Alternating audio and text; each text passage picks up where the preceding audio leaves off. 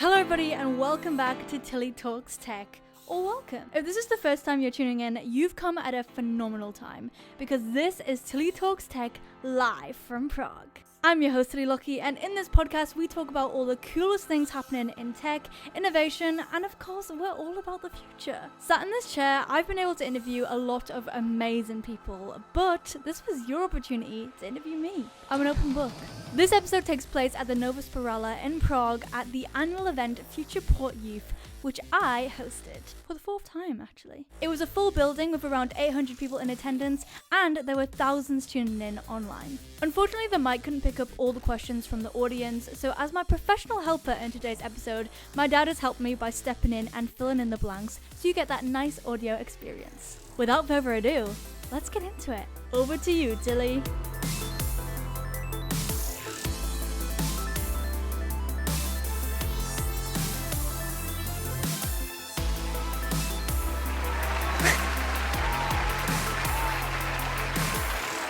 Welcome everybody at Future Port Youth. Welcome to Tilly Talks Tech Live. We are live to you from Prague and to everybody online as well. Welcome. You guys didn't agree to this, but you are here and you're going to be in an episode which is streamed everywhere. I hope that's okay. I might have to see some people to sign some things later. Cool. He agrees. He's fine. We're good to go. This is the live show. And if you do have any questions, I'll give you some background. We'll talk robotic hands a little bit too. I know I had a bunch of people earlier with me asking loads of questions. So I don't know where the mic is. It will be around. I think also there'll be a QR code on the screen. And we will get to you. But I thought I'd start with a little background on me. So the first question I always get is how I lost my hands, right? So I wasn't always like this. I was born, I had all four limbs, everything was fine, happy, healthy baby. And it wasn't until I was 15 months old that I fell really ill with a terrible disease called meningococcal septicemia strain B in its full form. And basically all you need to know about that is it's a fatal disease. I was rushed to the hospital. I was ultimately told that I was going to die. I was given 0% chance of survival. But obviously I am here today, and it was after 1 week in intensive care, 3 weeks in recovery, a secondary infection, which I later contracted, just to be dramatic, and 10 blood transfusions that I had to have, that somehow I managed to survive, and I'm here today. But there was one condition. The septicemia had well and truly killed off my hands. Honestly, my human hands looked a little bit like this. They were black, they were curled over, they were useless. So I was gonna live, which was amazing, but they did have to amputate my hands. Now, to anybody in the room hearing that, I bet you think you were doomed, right? If I looked at every one of you in the eye and said, okay, tomorrow you're going to lose your hands, what would you think? Uh-oh, indeed. You think, what you do with your hands every single day, how am I going to cope now? And that was definitely a thought, 100% that was a thought. But ultimately, I had a second chance at life, and what is available to us in this day and age is incredible technology. So immediately threw myself into prosthetics, looked about what was out there, and I'm going to be honest, what was out there wasn't the best back in the day. I've been wearing prosthetics. I'm just turned 20 a couple of weeks ago, so I've been wearing them since I was about 2 years old. So as you can imagine, I've seen a lot over the years, and my first arm resembled something like a hook. It was like a tube, and it had fingers that were kind of prongs tied together by elastic bands. And the way I would move it is I would basically move my upper body in a harness, which would pull on strings and make this hand go sort of left and right in a pinching motion. But it was really tedious, cumbersome, difficult to use. I then went private and got these really high-definition silicone, super realistic-looking hands that I quite honestly would put in a drawer somewhere, forget where I put them, open that drawer up, and get a fright. Like, they looked that real. It was like somebody's human dismembered arm was sat in my drawer. And I'm saying that as someone who knows I wear prosthetics, so it was pretty creepy. With technology advancing constantly, something called 3D printing came along, which you might have heard of, and that was amazing. I opened the doors of so many industries, and prosthetics was definitely a big one. So I now started working with Open Bionics when I was 9 years old. I became their professional guinea pig, if you will, testing out their devices and giving, most importantly, brutally honest feedback to get them the best they could possibly be. For myself, yes, but also other amputees all around the world. And a question I often get asked is this technology going to be limited to people who are limb different, who have lost their hands? Or is it going to be something in the future where people are opting to have augmented bionic arms? Who knows? We'll see where that goes. Put your hands up if you would want a bionic hand or a bionic body part or be augmented in any way. Couple? Okay, okay. See, a lot of people are scared, and then a lot of people at the same time will literally leave me comments on Instagram being like, oh my God, this is so cool, I'm ready to cut off my arm. And that's when I say, okay, let's tone it down a little bit, let's not cut off our arms right now. But it's interesting, the sort of shift.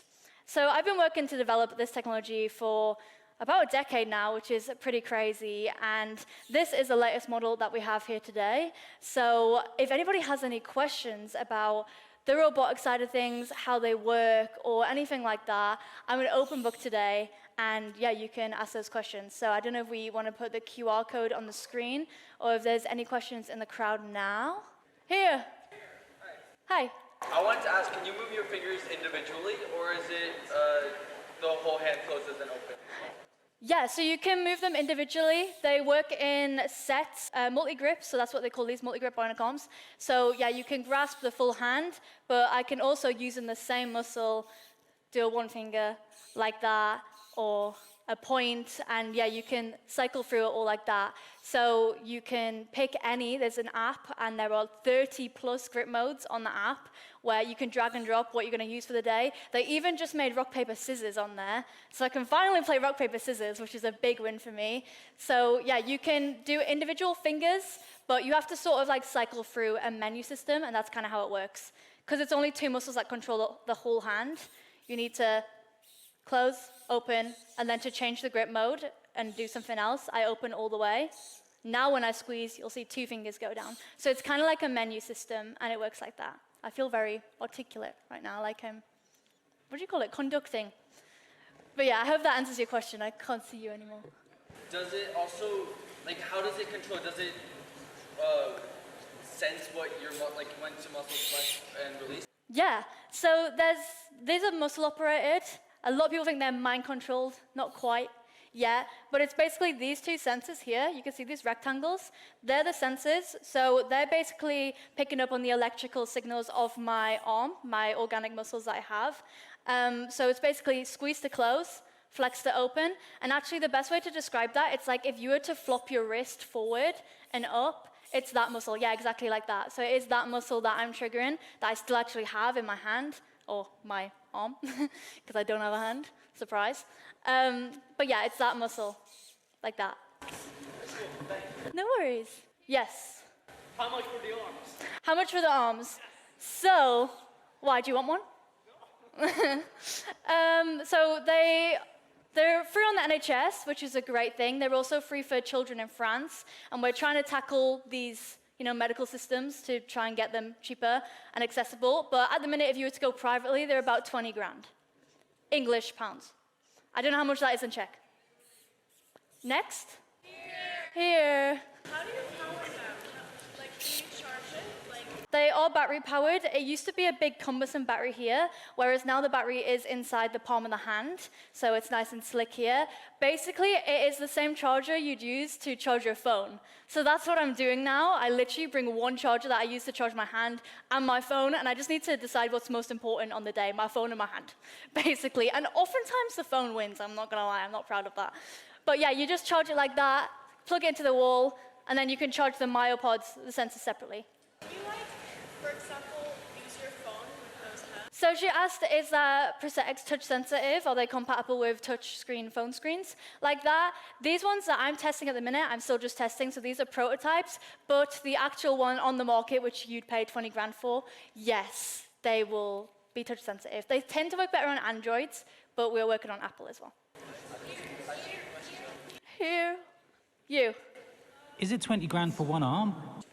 For one arm, yeah. Is it waterproof? Yes, is the hand waterproof? The hands are waterproof. So that's good. Yes. After charging, how long does the battery last? How long does the battery last when you charge it? I usually charge it overnight, and it'll last like the full day, so that's how I usually do it, like overnight.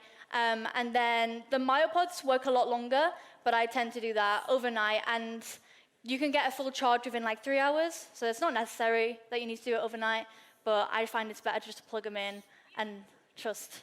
Thank you. Do you think that people in the future would like to become cyborgs and augmented? Or do you think people will stay in the mindset of, no, it's not natural, if you don't need it, like, medically? Yeah, so she asked, do I think that everybody will want to be cyborgs in the future, or will they be like, no, this isn't natural, and like you need to be an amputee to want to get them? In my experience, people are pretty keen, which I don't know if that's a good thing or a bad thing, because obviously the human body is great and perfect as it is. There's no need to be doing all of this. But I do find myself in very tech-confused, tech-optimist spaces, in which case everybody is all too keen to turn into a robot themselves. And I know you have your own little cyborg abilities going on. I see you every year. So, of course, I know some people, like us, are down for that. But I wouldn't say it's the majority is, unless I'm wrong. But I wouldn't say it's the majority, but a good couple, yes. Do you still get that sense of itches? I know someone who has an amputated leg and they get that feeling still. Phantom, yeah. Yes, I didn't know what it was called. Phantom limb pain, they call it a lot. So he asked me if I get like phantom itches, phantom limb pain. For people who don't know what that is, it's when you're an amputee but you still feel your fingers, and it's not the best experience because a lot of the time you'll be really itchy for a limb that isn't there. So imagine you're like super, super duper itchy, but the scratch, the place to itch doesn't even exist. Your brain gets really confused sometimes, so you're physically incapable of scratching that itch. So it drives a lot of people mad, as you can imagine. Thankfully for me, I don't get that. I've never had like pain or itches. However, I do very much feel my fingers. And I don't know why, because I have no memory of having hands. I think maybe TMI, but they tie the nerve endings and things down. So I don't know if that has something to do with it. But even when I'm not wearing the hands, I still sort of like gesture like this because it feels natural. And sometimes before my bionic hands, like if I was with my friends and we were taking a selfie, I would automatically do this. What do you think this is?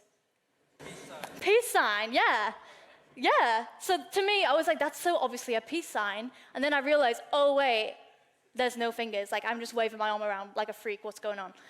So it was really cool to be able to look down and actually do a peace sign and see that for the first time. So I still feel my fingers in that regard, but not to the extent where I'm getting pain or itches or anything like that. Yes. How is it held on your arm? That's a great question. He asked, how is it held on my arm? Like, how does it stay on? I have no idea. Quite frankly, I have no idea. The socket is made perfectly for each person. It's a whole process. I'm currently getting through the casting process for my next one, but I think it's just made so perfectly, and the socket is 3D printed, so it's very flexible. You go through a couple of trials, and yeah, you'll notice like there's no wires or anything. You literally just slot it in. It works almost immediately. And it just doesn't come off for some odd reason. I actually have my dad. Dad, do you want to come and demonstrate? Round of applause for my dad, real quick, guys.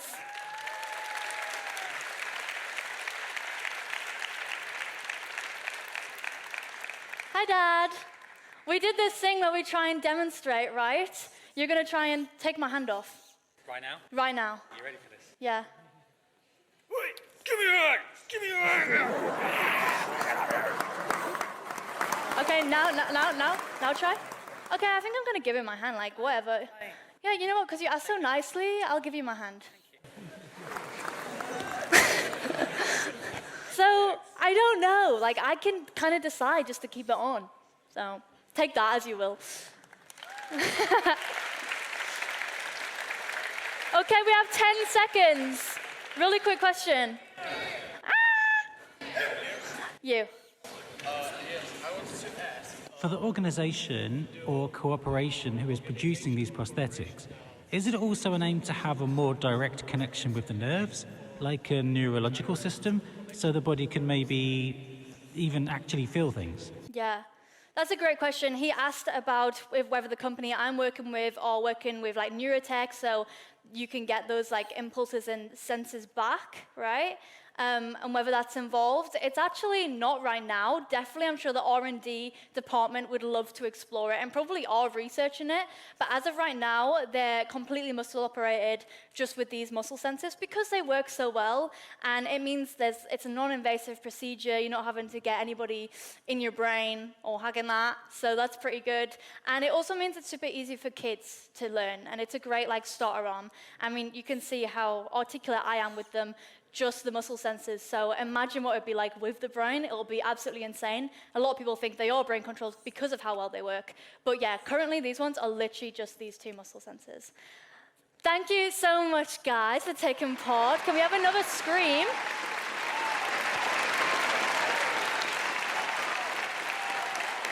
Thank you.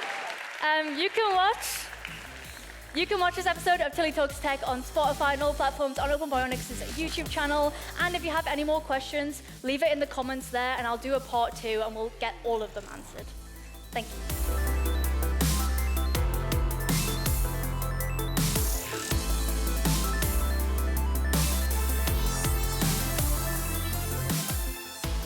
That was so fun. I want to say a massive thank you to Futureport Youth for having me host that event for the 4th time, and I want to say an even bigger thank you to everybody who got involved, sending questions and even shouted them out to me there on the day.